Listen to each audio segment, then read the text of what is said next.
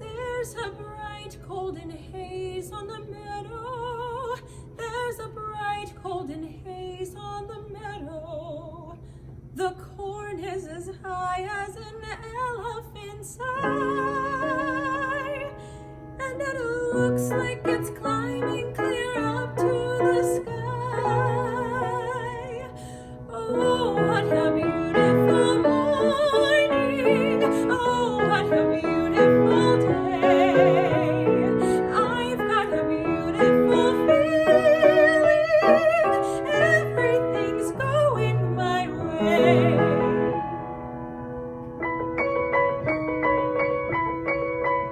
All the cattle are standing like statues. All the cattle are standing like statues. They don't turn their heads as they see me walk by.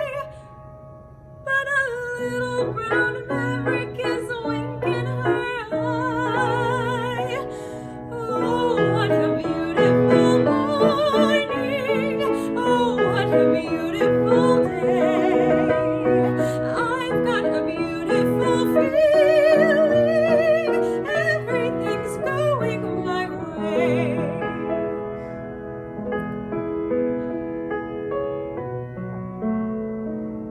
All the sounds of the earth are like music.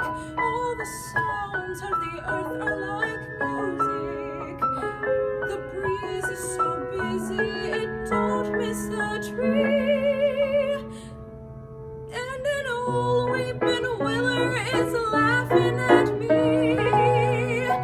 Oh, what a beautiful morning. Oh, what a beautiful day.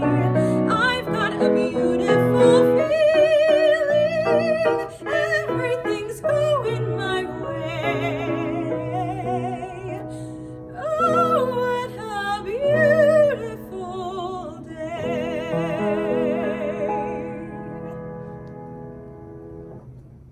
Welcome, everyone, to DSM's Black Art Matter series. We are here this week with the incredible Traci Lee, who many of you might have seen in the first national tour of Beautiful, the Carole King musical, as well as several credits at Dallas Theater Center, including my favorite musical, In the Heights, and who we also just saw a wonderful performance from as well. So welcome, Traci. Thank you. Thanks for having me. Yeah, of course. How are you doing today? Oh, great. Good, Great. good. Nice and hot outside. Just So- like I like Texas. You know. Love it. We're going to jump right in here with All right. some of the heavy questions that we have for you today. Okay. So the series is called Black Art Matters, and we would love to hear from you and your perspective. What does Black identity mean for you? Oh, yeah, we jumped right in. So Black identity overall? Overall. Or in the arts? Or Whatever perspective you want to give us. all right. So I'll give you a little bit of both, probably. So in the arts, growing up, I grew up here, right? I grew up in the world of the arts. My mom is, a diva on stage and off. My dad's also super musical. So I've been in love with it for a very long time. And so a lot of the strong Black women on stage I saw, whether that was in this community or, across the country or in tours or things like that, were always these strong forces to be reckoned with that had huge, big, belty voices and were full of a lot of soul and a lot of neck rolling and a lot of sass. And that was how I saw Black women on stage a lot. But growing up, I was like, gosh, there's still so much more. Mm-hmm. It's so important to know that, yes, Black women are strong and bold and loud and proud in so many spaces, but we also have vulnerabilities. Mm-hmm. We also have traumas. We also have, details that we haven't really even learned how to handle ourselves. And so the Black identity is so important, but it's also it's got so many intricacies, and it's delicate and complex, and it's just multifaceted. So it's, yes, this idea that you see, in a lot of media of the sassy Black friend, mm-hmm. or the the strong Black mother, or, sure, yes. And Yeah.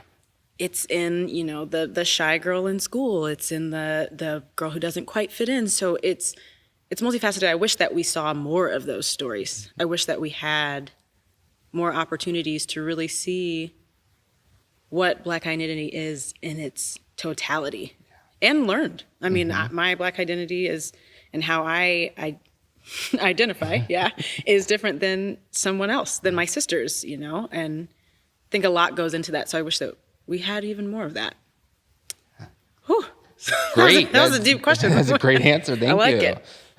So you mentioned you grew up in a very theatrical music family. Yeah. How did that experience growing up shape your kind of choice to enter this industry, and how has it shaped your identity as a Black artist overall?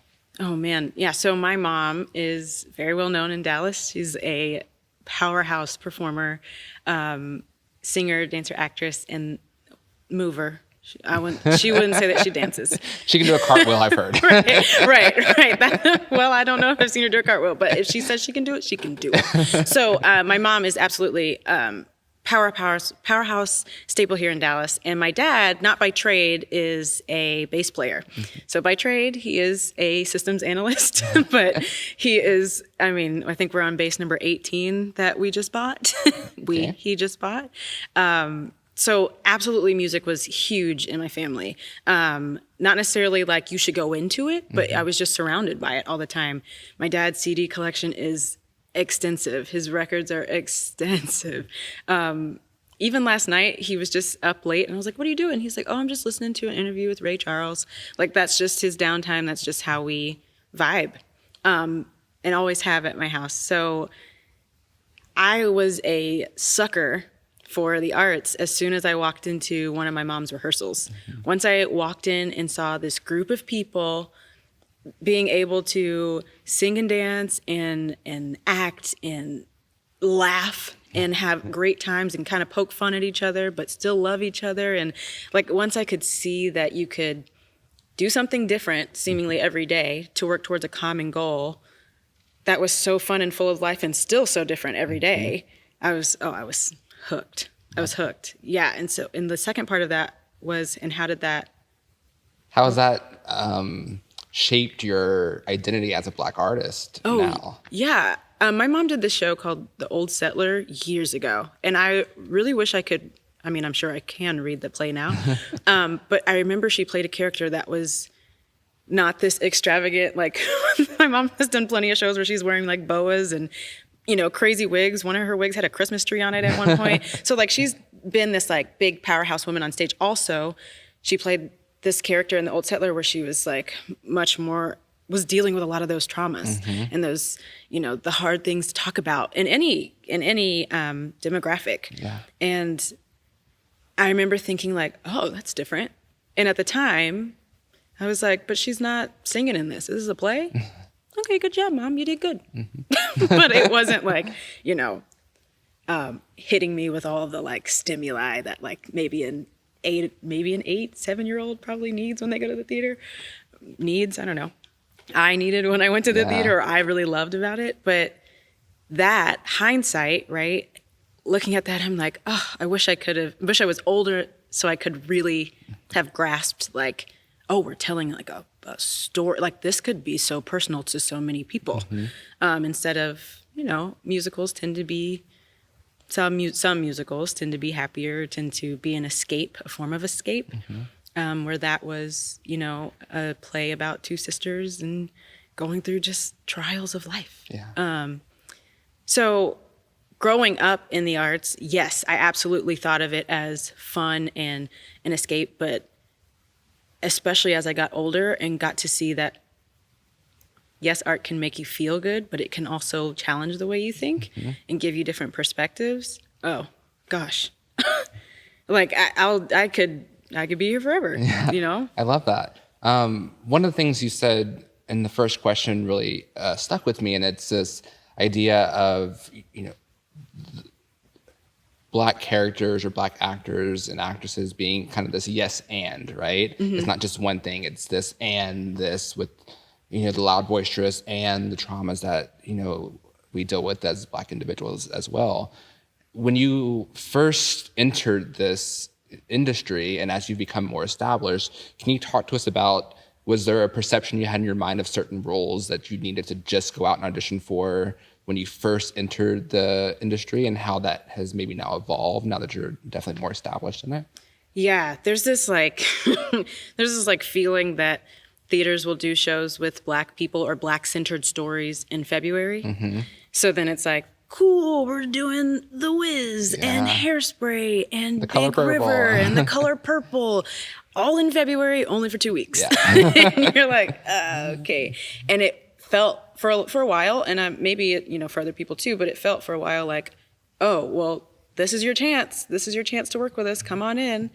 And it's like, yeah, but I can also do more than that. Mm-hmm.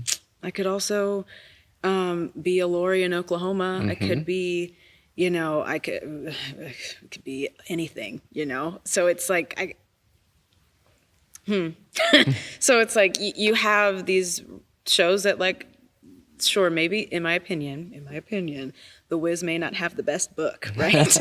But the music is fun and I love it. Yeah. Like, I absolutely remember being like pulling the CD off of the recording off of the CD shelf in my, parents' house and being like, okay, it's Saturday, I get to pick the music we clean the house to. So like, we're going to listen to The Wiz, Like, I know all the words backwards, all the songs backwards and forwards, but maybe the book's not that great, but I love the show, sure. So you want to be a part of it, but you also want them to know you can do so much more than that. So there is a feeling that you're like, yeah, the little shops, you go out and audition for them, and just the way the characters are written, they have a lot of in there, and they're, these street urchins are, I think the character description even says African American in there. It might, I could be wrong, but even still, it's written in such a way that is so, when it's written to be just like this sassy roll your neck, I wish, and you're like, cool, but I love the show. Yeah. But I don't want to be reduced to that. Why can't I be Audrey? So you have this feeling of like, even when you walk in the room, you have to work so much harder to just not be seen as, oh, she's coming in for a street urchin. Okay, but let me try and flip your mind this way. And then you hope that they don't look at you and think, why would you do that? Like, but you're so much better fitted for this. You're like, yes, but I would love to be more than. I would love for you to see and respect my color, absolutely, but also know that I can be more than just whatever box you're holding me to. Definitely. Yeah. So I want to make this jump then into this. You have, auditioned all over the place. Now you're based in New York now, so you've had the Dallas audition experience, the New York audition experience. Being a Black artist, what is that for you going into the room to audition as a Black artist? What are the feelings you get? Are there nerves that happen, or is it just excitement? Do you feel like there's a different energy when you go out to audition versus when your white counterparts go out to audition? Oh man, so many good questions in there. Let me see if I can hit all of them. I threw a lot at you there. Yeah, but there are lots of intricacies, and I'm really good at talking in circles, so let's see. So differences between auditioning in New York versus Dallas. In Dallas, I feel like when I was auditioning, I knew most people in the room. When I first got to New York, I was like, I don't know any of these people. And it felt like, okay, I know I just got here. I don't know when anybody else just got to this city, but they've got to be so much better than me, and they've got to have all this, experience and all this, like they just have to know more than I do. And that's absolutely not the case. So it's like, cool, you still all came from somewhere, whether that's New York and you were born and raised there, or you are a transplant from Texas or from Oregon, or, any other of the 49 states, right? Everybody came from somewhere and has their own education, or, they went to college or they didn't go to college, or they just grew up dancing or whatever. Everybody came from somewhere. So don't psych yourself out about those auditions, because all you can do is bring yourself into the room, do what you were built and made to do, and leave it all on the floor. Yeah. Now that I have been in New York for some time, I know everybody in the room. And a lot of times I go into the room there are a lot of women that look like me. Yeah. So when I was first in New York, I was going to a lot of open calls, to a lot of chorus calls and things like that, because that's what I, could get myself before my agent was really sending me out on calls that casting directors would call me in for, based on type, based on resume, based on vocal tone, as they got to know my tone and things like that. So now that I go into auditions that my agent sends me in for, I see a lot of the same women all the time. Like your Tina Turner, Tina the musical. Oh, just a room full of friends. Just like a room full of like dancing, singing Black women, which you're like, oh, hey friend, hey friend. So you do see a lot of the same. And I think that there is a big, right? I'm generally not in a lot of audition rooms or holding rooms with a varied mix of people. Generally, if they're calling me in, they're calling me in for this character that they have a certain vision for. Whether that's, typed, or it's just like, we really think a Black perspective would lend itself well to this story. So it's kind of like, it could just be like, well, the script says Black, so it has to be Black. Or, you know what? I think, what if we like, think about this perspective, think about that perspective. So sometimes I get into rooms with lots of different people, but sometimes it's the same. And then the times that it's a lot of women who have the same skill set as me, have, the same look as me, have big curly hair like me, it's a warm room. We the Black women that I am generally with in those spaces are really supportive. We're like, look, if it's not me, it's somebody in this room, and that's great. And then we'll be on to the next. Where I've heard from a lot of non-Black people, non-people of color, sometimes those rooms are a lot more cutthroat. They're a lot more silent in there. It's a lot more like, okay, we're all stretching. Well, I'm going to put my leg up behind my head and tap the floor with it, and I what I love about a room full of women that look like me from the rooms that I've been in is that it is warm. It is, we're all trying to get a job, and we're all trying to get a job in an industry that doesn't always have faces like ours. So we're just kind of happy to be in a room with creatives that are hopefully valuing our experience and giving us a chance to tell a story. Whether that's about a Black person or about a person. There's a camaraderie there between you. Yeah. And I definitely, to speak to Dallas too, because I love it here. I think there's also a big camaraderie, a lot of camaraderie in this community too. I just think it's different because of how big the community is in New York versus how big it is here in Dallas. But I think that there's still room for all kinds of improvement across the board, as far as like that camaraderie goes. Whew, talking in circles. No, Did I hit your questions? Everything plus more. So I want to switch gears now to the touring life, because you were on the first national tour of Beautiful. And when you're on a tour, you get to go to a lot of different places across the country. Yes. So I'm really interested to hear, as a Black artist, one, what was the experience like being on tour from the Black perspective? And did you find yourself in situations sometimes in different cities across this country where you either had to be more careful with how you expressed your identity, or what was that like for you? Oh, man. Yeah. So I love touring. I think that as a kid, and when shows come into Fair Park, right? This is where I grew up coming to the music hall. When you would see shows, you're like, oh my gosh, that's so cool. And all of this is going to go away in 4 days, and it's going to pop up somewhere else across the country. I think I was more really enamored by, or more like we talk like Broadway dreams, but I'm like, I think I really always wanted to tour because I got to bring it to people who can't afford to go to New York. They can afford, the luxury really of coming to the theater and escaping or, being affected by this story and these people. And, they could leave on this high, hopefully leave on this high of like feeling good. And I really loved that. I really loved receiving that in the audience as a kid, and I really loved being a part of it on stage. Now, we were in a different city every week when I joined the tour. So I joined in the second year of the first national. So we were on 1 weekers. There was a stretch we were in like 17 1 weekers in a row. Wow.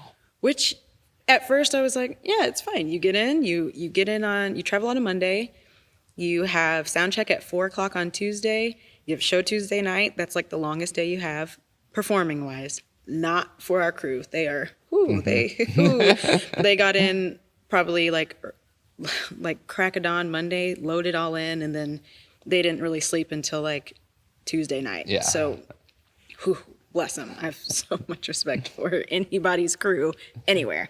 But it gave us a schedule, like the actors, the performers, a schedule. So I was like, I can stick to the schedule. Yep. I like kind of move in, have my little packing cubes. So I know these are all my summer clothes. So I'm going to put those in my suitcase and I'll leave the other ones, my winter clothes in my trunk, and I'll ship those home.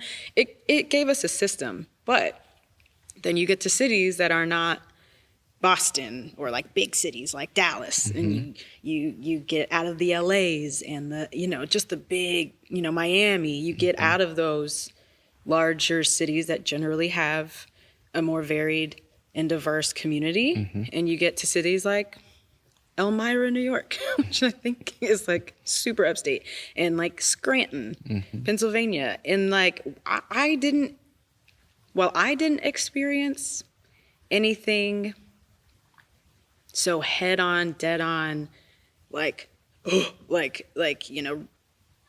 racially overtly charged racist, or anything like that. Well, that's because I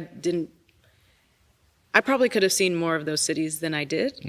But I was like, you know what? So I'm gonna go to this little salad bar next to the theater, and I'm just gonna be a little aware of where I am. And I don't think that the white people I toured with specifically had to really think about that as much. They could definitely think like, this is not as established here as some other cities, or like, this is a little sketchy. But it wasn't sketchy because like of how they looked. So it's something else that, people of color carry with them. Like, and like touring now, I mean, if there weren't a pandemic and there was, is still a racial uprising, not uprising, that sounds so negative, like call for justice. If those things were still happening, minus the pandemic, and tours were still happening, I can only imagine what you would feel as a performer on the road in a different city every week, or even a different city every 2 weeks. There have absolutely been moments that you're just like, you probably shouldn't have done that. You're like, no. And you also think I am lighter skinned than a lot of the other women, some of the other women that I toured with that were Black. So you're like, feel more palatable to the people who are running this, running this show, running this, this machine that travels and moves. So I may not have faced a lot of what my darker skinned castmates did. So it's a great experience because I loved to be able to tour and to make money doing what I love and to see the country in a lot of ways. But also you have to think like, okay, it's not all sunshine and roses for a lot of people. Also, there is a core of So I'm Beautiful. Carole King wrote all this music, and it's beautiful. We get to celebrate all of that, and the way it's performed, it really moves so seamlessly. Carole sings like the first part of "Will You Still Love Me," and then the set changes, and we do a quick change behind this like moving wall, and then we sing the whole song, and then it's like 18 minutes of like the black ensemble is just running. Yep. Like, we like, do Will You Still Love Me? We go off, we run, we change clothes, we come on for locomotion. We go off, we don't even go anywhere. We just exited and then stood and sang.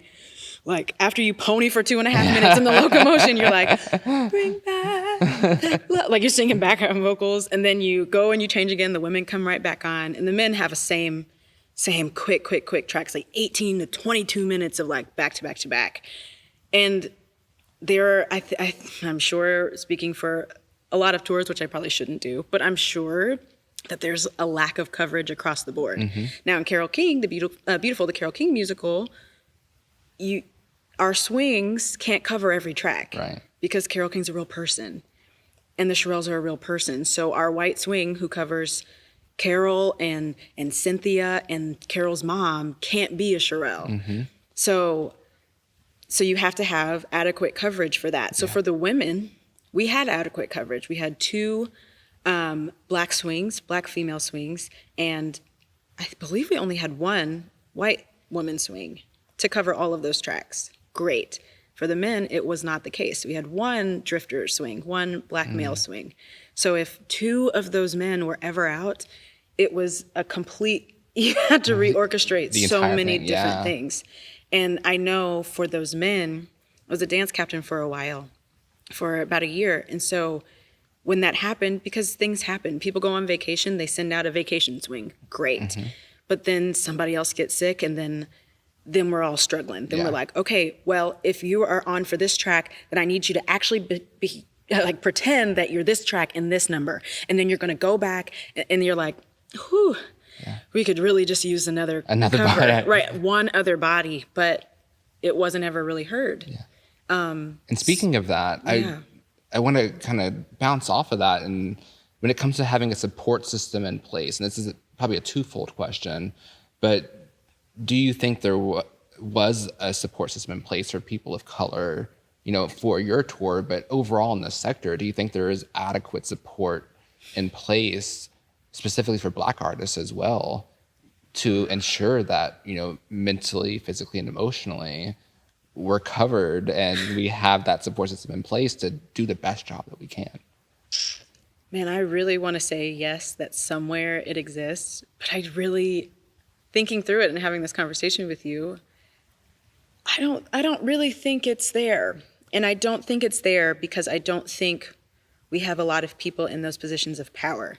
Yeah. I think that now, mind you, I loved everybody who ran our tour. Mm-hmm. Like, I truly nothing but respect for, and I understood where they were coming from with a lot of, especially the day-to-day operations. Yep. I love my stage manager. And, I also worked really closely with him because I was dance captain. So, that relationship was great. But then I also know that if, say, we did have maybe a Black ASM, it would have, I think, been nice to feel as a Black person on stage that if something does go wrong with, like, okay, now we're out two men, 2 mm-hmm. drifters, 2 Black men, and we only have 1 swing, so we just have to do a 3 drifter show. Yeah. And you're like, well, yeah, but the same way that Carole King was a real person, the drifters were too. So don't shortchange their story by, taking out the number of people just because you don't, and I get it, it's money, right? Yeah. It's numbers. It's, how much money do you have to spend and still keep bringing in this profit? But I wish that those, and as much advocating as he could do for us, I wonder what would have happened if a Black voice could have advocated for us. Yeah. I wonder if, I don't know who is all on that side of the, production of tours. And I'm only using mine as an example. But I don't know who is all on the higher ups, past casting, I'm talking like running the touring companies. Mm-hmm. Like, how many people are diverse in there? How many voices are loud and respected in those arenas? And because all of that trickles down. Yeah. So I wonder, where can there be more voices to say, like, hey, but this would be nice because you're 1 swing on that tour. The only tracks that have 1 cover, everybody else has multiple, whether that's internally or otherwise. Like, they have 1 cover. Like, is there any way we could give them some relief? Yeah, definitely. Or that swing of relief, really. God, such good points all the way So around. I just wonder Like, it if could be like, an hour-long conversation just on that idea. Yeah, right? yeah, it trickles down. It trickles down. So I have two kind of final questions for you here as we wrap up. You work in an industry that has historically underrepresented people of color, both on stage and off stage, and engagement and reaching out to audiences as well. What do you think your role is as a Black artist in the advocacy world of the industry? Okay, so I think that a lot of Black children don't grow up going to the theater. I think a lot of children of color don't really grow up going to the theater. I don't know if it was originally designed, I mean, in its totality. I mean, Broadway is the great white way, you know? Like, I don't know, maybe I need to do some more research, but I'm not sure it was always catered to the well-being and love of all people, Black people and other people of color as well. So I don't think that I think I am an anomaly in the sense that I like grew up in the theater. And that's because my mom was in the theater. My mom found her way through this industry. So that's how I found it. But I absolutely know people I grew up with did not have that luxury of being able to go to a play and understand like, oh, cool, this is like, you know, they wear costumes and they're going to tell us a story. Okay. I remember like if you go to a performance in like elementary school or middle school, someone, you know, it was all like, oh my gosh, these people are doing this. It's so fun. You know, you hear like the little, like the, like the little like whispers and someone says a joke and then it laughs and then you're on stage and you're like, what are they laughing at? What are we doing? That is so funny. So it's never really stressed that way. So I think that I would love to see and be a part of groups that bring in those, you know, the inner city kids or the less fortunate kids to the theater and to say like, this is what we do. Actually, when I did Dreamgirls at DTC 4 years ago now, and we brought a lot of those kids to the theater. They got to dress up. We did workshops with them before. We went to them. We went to their communities and taught them a little bit of choreography and, you know, said, hey, we're coming in here. We're going to respect you. You're going to respect us. And they were like, okay. And loved it. Yeah. But I don't think people expect that these kids would love that. Yeah. And that's so unfortunate. Definitely. Because it's like, don't count them out. You didn't even invite them to the party. Yeah. You know? So I think that I would love to be a part of, you know, be a voice that says like, no, this should be accessible for everyone. And I mean, the ticket prices are high. Yeah. And it's money, right? It's a business. But it's also so human. Yeah. And I think you have to let everybody be a part of that, because then you change the narrative for shows down the line, for shows to come, for the industry, you know, years from now. Because who knows if that one kid from that inner city community is like, I love this and I just don't know how to do it. But then suddenly they have an in to be like, okay, well, I went to this theater and I saw this one person and she came and taught me, and that feels so personal. And you can't like take that away from anyone. So I feel like I would love to be a part of the outreach that way. Yeah. Well, Yeah. I'll just say this. If you ever decide to give up your performance side, you have a job here in our engagement team at DSM anytime you want. Yes. So kind of final wrap-up question that I would love to ask you is, you have had and will continue to have such an amazing career. I know I have enjoyed so much watching you on stage, as have a lot of Dallas people, whether it be on tour or just locally in our theater community. You're such a great, shining example of a wonderful talent that Dallas produces, and we thank you for sharing that talent with us. Oh, thank you. Is there one piece of advice you would give to the generation behind you who wants to follow kind of the footsteps that you've placed? What advice would you give them, especially as they grow up in a society right now that there are more calls for racial justice and it is a bit more heated and it is a bit more divisive? You know, what advice do you have for them in this moment to go into this industry? I would say don't hide Don't try and fit into some cookie cutter idea of what an actor or performer should be. I would say if there's not a cookie cutter shape for you in that, in this, in the creatives' minds, add yours to it. Like, show them that you deserve to be there. Show them that you deserve to tell this story, tell that story, tell your story. Tell them that you deserve a seat at that table. A lot of times people say, build your own table. Absolutely. But also, like, you don't have to take that. Yeah. You don't have to take, like, well, you can't sit at our table, but you can build your own. Great. I understand the sentiment. I understand the intent behind it, but it's, you can still sit at that table. Yeah. You absolutely still have license to tell stories that are universal. The norm doesn't have to be white. It can be Black. It can be Asian. It can be Middle Eastern. It can be, I'm going to leave out it can be Latinx. I'm going to leave out some very, very large, it can be whatever category, but it can be quite literally anyone. Yeah. In so many of these, especially these golden age musicals, you can be anything. You can be anything. And you don't specifically, if you are a Black woman identifying person, you don't have to be this big, loud, belty woman. You can be, you can do what you do and do it well. You can be a lyric soprano. You can be, this beautiful ballerina. You can, now we have so many incredible, performers.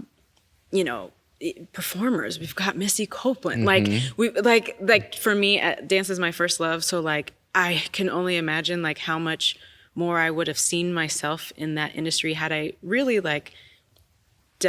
dove into it head first, being like, oh, I can see me up there. Yeah. And now we're starting to really have that, still first in 2019, 2020, which is, crazy, but also should be celebrated and should be seen like, okay, like, let's keep going. So like continue that momentum. Don't try and hide because someone's making you feel small. Yeah. Just, if anything, be bigger, so.